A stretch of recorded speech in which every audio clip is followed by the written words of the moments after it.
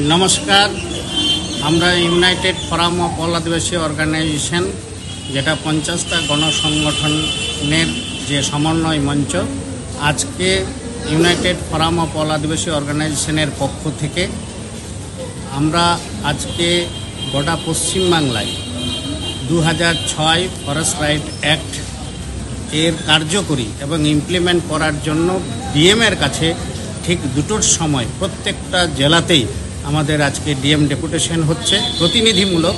আমরা মূলত 9 জন 8 জন 7 জন বিভিন্ন জায়গায় আমরা গেছি এবং সেখানে আমরা যেহেতু পশ্চিমবাংলায় বিভিন্ন জায়গায় হচ্ছে, সেই সুবাদে আমরাও হাওড়া জেলা থেকে আমরা এই ডিএমের কাছে এসেছিলাম।